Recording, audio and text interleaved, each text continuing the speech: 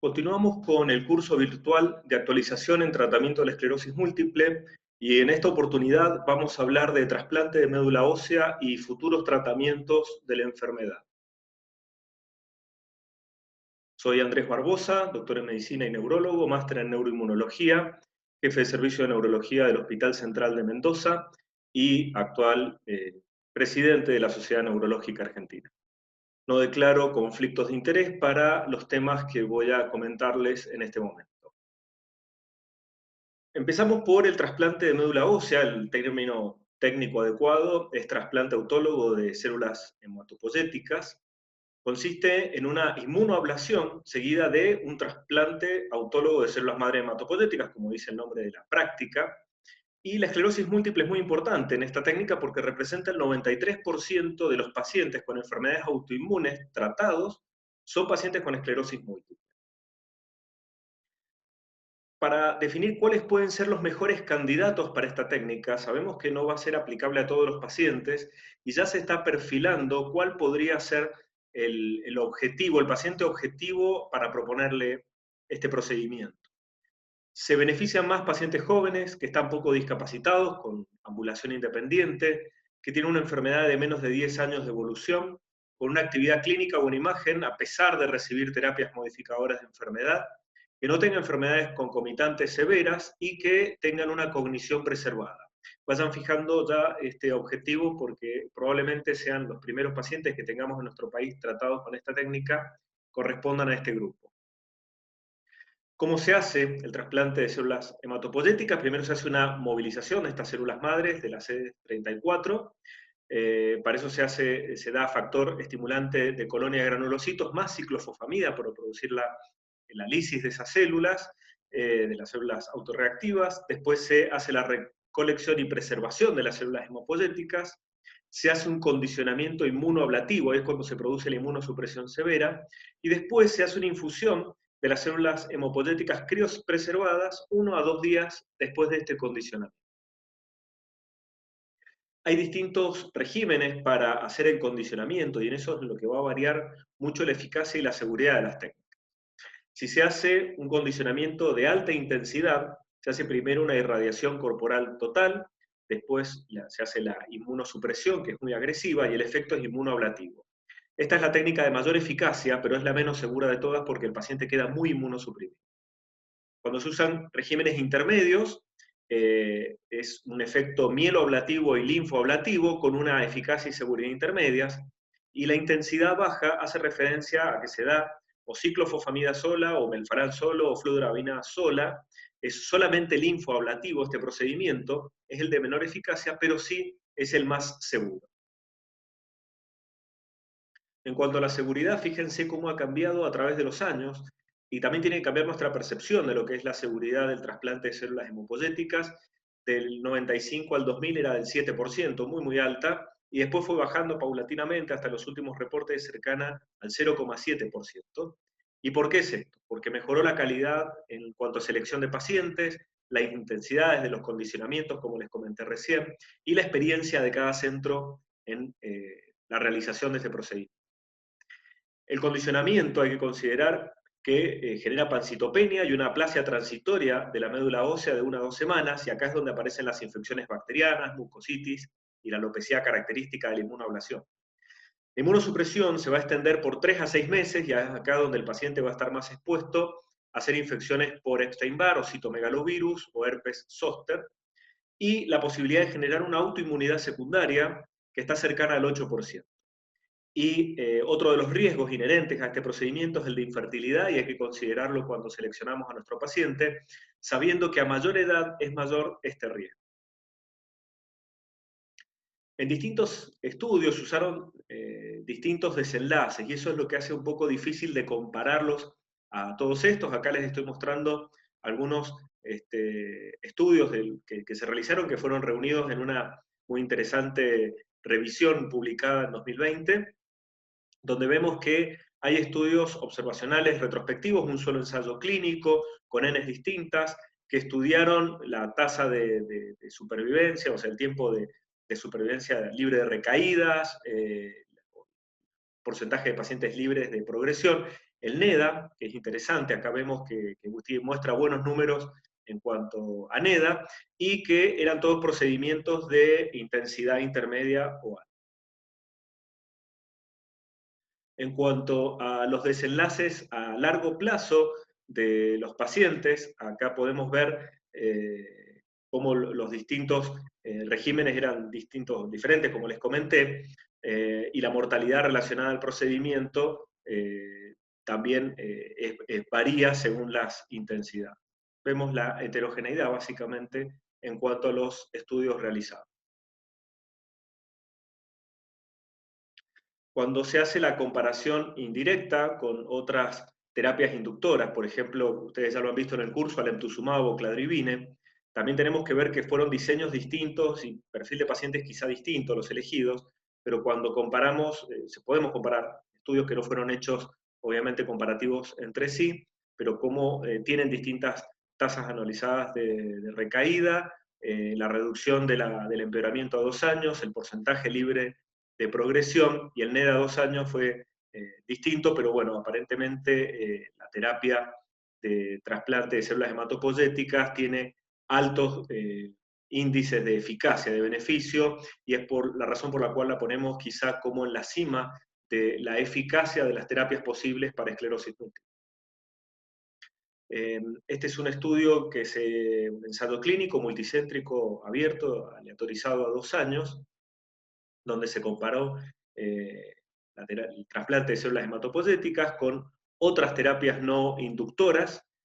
Es un estudio abierto, tiene esas falencias, pero me parece que es interesante, y que vean cómo el tiempo hasta la progresión de la enfermedad o el tiempo a la primera recaída fue significativamente diferente para los pacientes con el trasplante comparado con los pacientes que reciben terapias modificadoras de la enfermedad de uso habitual. Y después, ¿qué pasa con las células multipotenciales no hematopoyéticas para esclerosis múltiple? Es el famoso trasplante de células madre que preguntan siempre los pacientes. Estas células multipotenciales pueden derivar de médula ósea, sangre y otras fuentes, y actúan a través de distintos mecanismos. Hay muchos mecanismos propuestos, están muy estudiados, pero bueno, tienen la función de hacer su migración, generar inmunomodulación y modificar la diferenciación celular y eventualmente promover la neuroregeneración. Esto es lo que busca algo distinto. Ahí cuando el trasplante de células hematopoyéticas lo que hace es un verdadero reseteo del sistema inmunológico. Lo que hace este trasplante de células multipotenciales busca otra cosa, busca un mecanismo adicional. Y es un poco difícil de evaluar hoy por hoy el beneficio potencial que tiene. Este es un estudio de fase 2, de 56 semanas de duración, donde se buscaba más que nada ver la seguridad y la eficacia en cuanto a lesiones GADO positivas a las 24 semanas, y otros desenlaces de imágenes y clínicos y neuropsicológicos. Y en los resultados, en realidad, de este grupo de pacientes, vemos que era una población heterogénea de pacientes en distintas formas evolutivas. El desenlace de resonancia no encontraron diferencia estadísticamente significativa, hubo una reducción en la tasa anualizada de recaídas, pero tampoco fue significativa. Y en cuanto a la seguridad, el 76% de los pacientes tuvo eventos adversos leves, y 54 discontinuaron luego del primer tratamiento. Y este estudio, hecho de pacientes con formas progresivas activas, es un fase 2 que buscaba como desenlaces primarios la seguridad y la falla terapéutica, y ahí ven una serie de desenlaces secundarios para ver si podía aparecer algo interesante. Estos fueron presentados en ECTRIMS en 2019, y acá vemos que no se reportaron eventos adversos serios. Un poco lo que querían saber era en cuanto a la seguridad, como para proponer después un estudio de fase 3.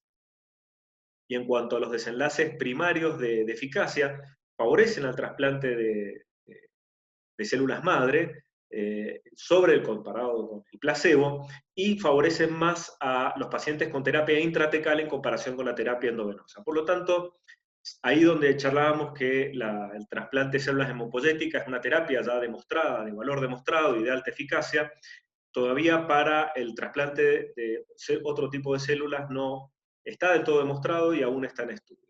Esto es los cambios en el EDSS a lo largo de 2 ciclos, donde vemos el beneficio, hay un cambio. De todos modos, esto es presentación de póster, hay que esperar la presentación en revistas con evaluación por pares. Entonces, como conclusión de esta primera parte de la charla, es que la inmunoablación seguida de trasplante autólogo de células madre hematopoyéticas sea probablemente hoy por hoy la terapia de mayor eficacia. Sabemos que hay un subgrupo de pacientes que probablemente se beneficie más. Se está mejorando en cuanto a aspectos vinculados a la severidad y hay algunos ensayos clínicos que están en curso que van a mejorar nuestra comprensión sobre qué lugar va a ocupar en las distintas opciones terapéuticas que ustedes han visto a lo largo de este curso. Por otro lado, las células mesenquimales no hemopoyéticas parecen ser una alternativa segura y eficaz, aunque todavía necesitamos la publicación de los estudios de fase 2. Y la segunda parte de esta charla es acerca de los nuevos tratamientos.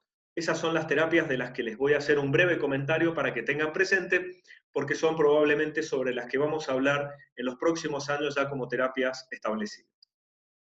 El masitinib es un inhibidor de la tirosinquinasa. Ustedes saben, la tirosinquinasa es una enzima que está en prácticamente todos nuestros sistemas, en todo nuestro cuerpo, y hay muchos subtipos de tirosinquinasa.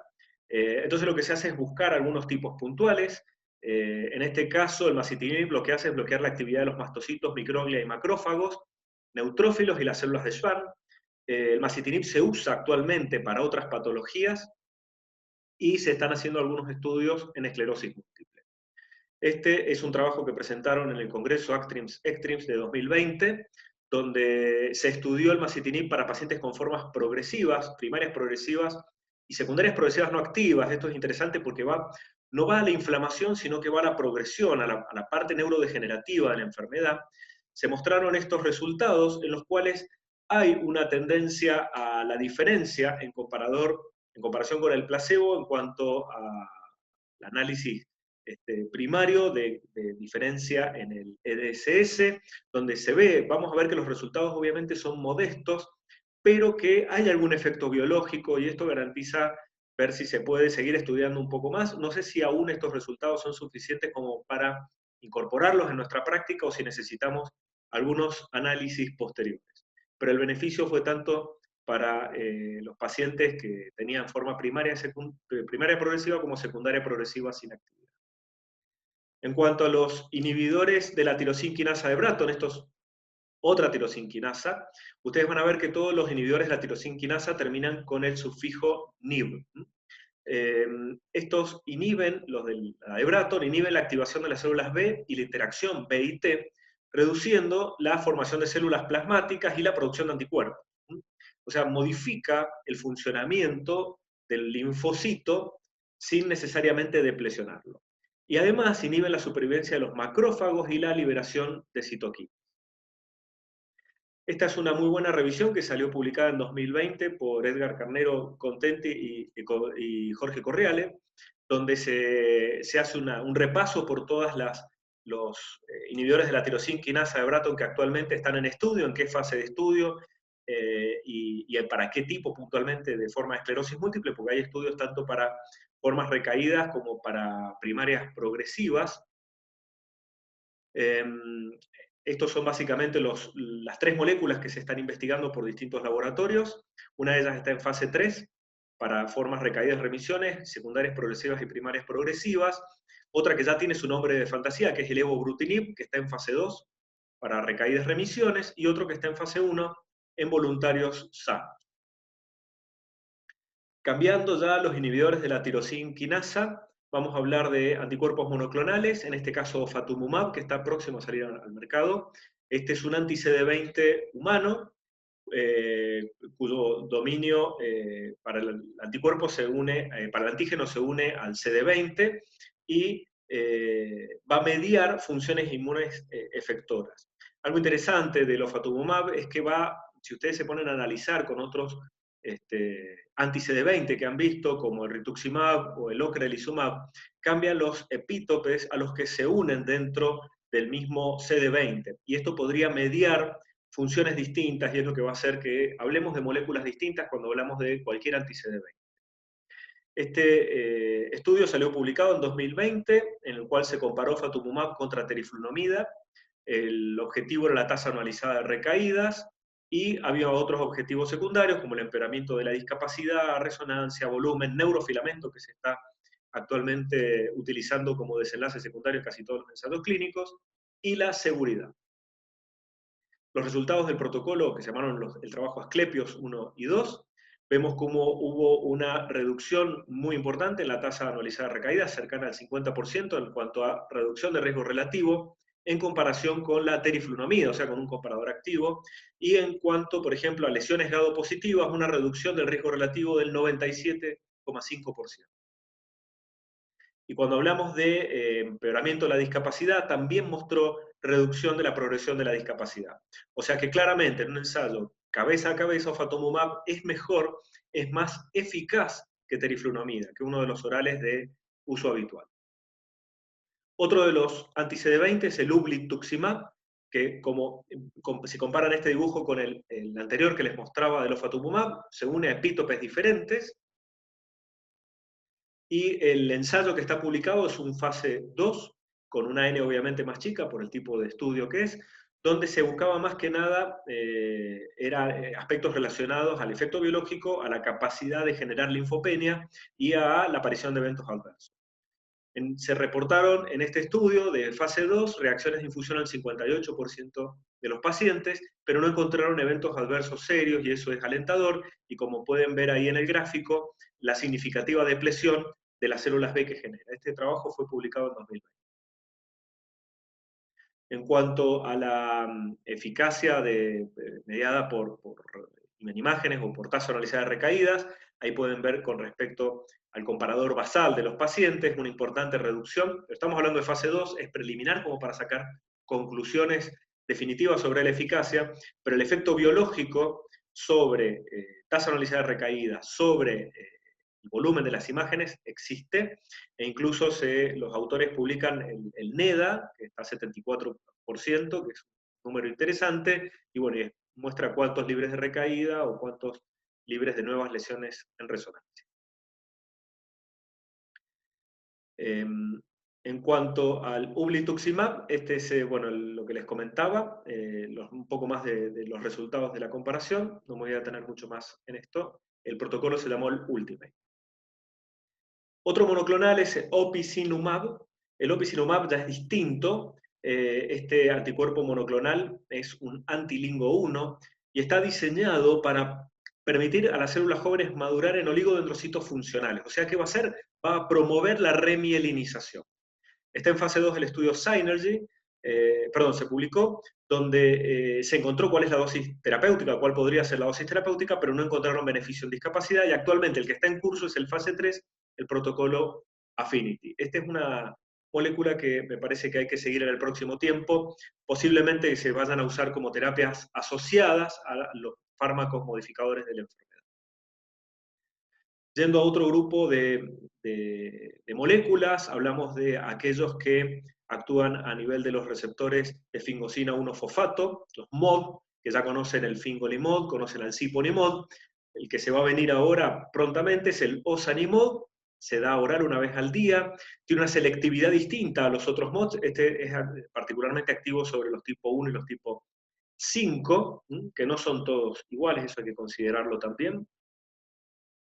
Y hay una serie de estudios, acá les estoy mostrando cómo fueron los fase 1, 2 y 3, donde como desenlaces primarios en los primeros ensayos se buscaba seguridad y tolerabilidad, y como secundario la eficacia. Acá lo que quería mostrarles es, en cuanto a la eficacia, la tasa anualizada de recaídas, estamos viendo que en este estudio que se comparó ozanimod contra interferón beta 1A, fue superior, o sea que mostró superioridad, y en cuanto a los desenlaces de imágenes también fue superior. En cuanto a seguridad, fíjense cómo los valores, en cuanto a eventos adversos en general, tuvieron más eventos adversos los pacientes con interferón que los que recibieron ozanimod. Incluso los efectos adversos que condujeron a la discontinuación de la terapia también fueron algo menores, pero no estadísticamente significativos para el grupo ozanimod. Otro de los fármacos que actúa a nivel de fingosina 1-fosfato, en este caso que es altamente selectivo para el tipo 1, que es el ponesimod, es una terapia que también está en este momento en desarrollo e investigación. El fase 3 es el estudio Optimum, que fue presentado el año pasado, en 2019, en ECTRIMS, que se hizo la comparación contra teriflunomida, con un desenlace primario de tasa anualizada de recaídas, y desenlaces secundarios relacionados, por ejemplo, que es interesante esto que muchos no agregan, lo que es fatiga y al impacto de la fatiga, y a un desenlace que se llama QAL, que es un combinado de imágenes. Acá vemos en estos resultados que se presentaron en Congreso, todavía no están publicados, donde vemos que Ponesimod fue mejor en cuanto a tasa anualizada de recaídas, en un 30% en reducción de riesgo relativo, y 56% en cuanto a este desenlace que les comentaba, combinado de imágenes.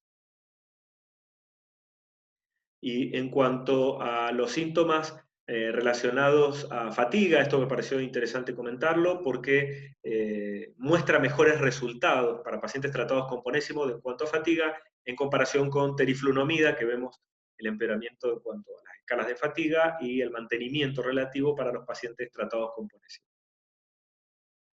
En cuanto al NEDA3 y NEDA4, también hubo una diferencia estadísticamente significativa contra teriflunomida. Y en cuanto al perfil de seguridad, lo que me pareció como para tener en cuenta es el aumento de enzimas hepáticas, que fue significativamente mayor para el grupo Ponésimo en comparación con teriflunomide, que a veces también levanta enzimas hepáticas, y eso es algo que hay que buscarlo. Para el resto de los desenlaces de seguridad no hubo, fíjense, para cualquier evento adverso, no hubo mayores diferencias. Y la última terapia de la que les quiero hablar es el ibudilast.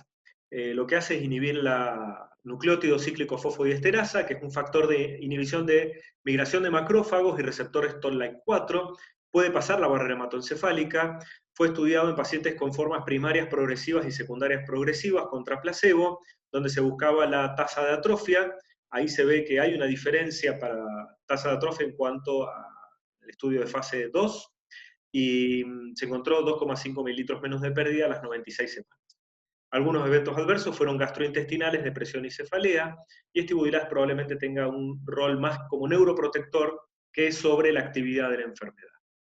Entonces, ya yendo a las conclusiones, existen nuevas y prometedoras terapias que están asociadas a nuevos mecanismos de acción, potencial mayor eficacia, potencial mayor seguridad y un potencial beneficio en el componente neurodegenerativo de la enfermedad, que es una deuda pendiente que tenemos hoy en nuestro tratamiento para esclerosis múltiple. Pero todavía de muchos de estos trabajos tenemos que esperar la publicación de los estudios de fase 3. Esta es alguna bibliografía, por si quieren consultar algunas revisiones interesantes. Muchas gracias por su atención.